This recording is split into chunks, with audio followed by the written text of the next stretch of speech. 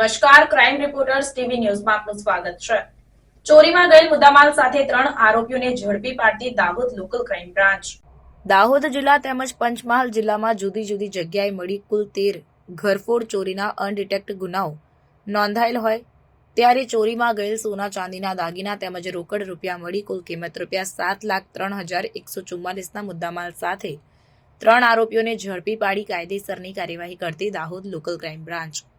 Dahod local crime branch ખાતે અનડિટેક્ટ ગુનાઓ શોધી કાઢવા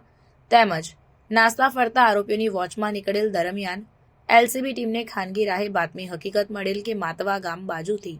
કેટલાક ઇસમો બહારથી લાવેલ મુદ્દામાલનો ભાગ પાડવા સારું રોઝમ જંગલમાં બનાવેલ ઓરડીમાં ભેગા થયા છે। તે બાતમીના આધારે તપાસ કરી 3 ઇસમોને સોના ચાંદીના દાગીના તેમજ રોકડ રૂપિયા સાથે ઝડપી પાડ્યા, જેથી 3 ઇસમો પાસેથી મળી આવેલ સોના ચાંદીના દાગીના તેમજ રોકડ રૂપિયા બાબતે તેઓની હાજરી બાબતે પૂછપરછ કરવામાં આવતા ગલ્લા તલ્લા કરી કોઈ સંતોષકારક જવાબ આપ્યો ન હતો, જેથી 3 ઇસમો પાસેથી મળી આવેલ સોના ચાંદીના દાગીના તેમજ રોકડ રૂપિયા ચોરી કરી કે છળ કપટથી લાવેલ હોવાનું જણાઈ આવ્યું હોય, જેથી 3 ઇસમો પાસેથી સોના ચાંદીના દાગીના જેની કિંમત ₹6,33,144 તેમજ રોકડા ₹70,000 મળી કુલ કિંમત ₹7,03,144નો મુદ્દામાલ કબજે કરી કાયદેસરની કાર્યવાહી કરવામાં આવી છે। સાથે જ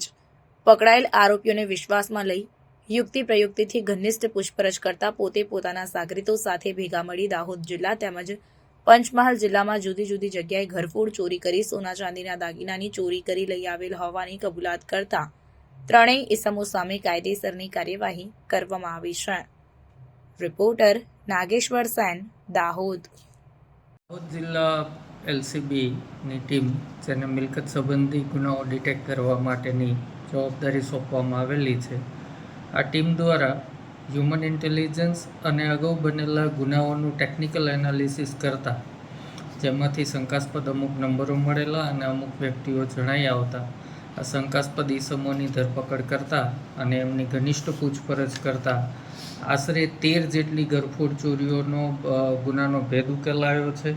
અને 7 લાખથી વધારે રકમનો મુદ્દામાલ કબજે કરવામાં આવ્યો છે। આરોપીઓના નામ જોઈએ તો મનુ મડિયા પલાસ જે માતવાનો રહેવાસી છે, રમસુ કાળિયા એ પણ માતવાનો છે અને કેશુ ધના એ વજેલાવ ગામનો રહેવાસી છે।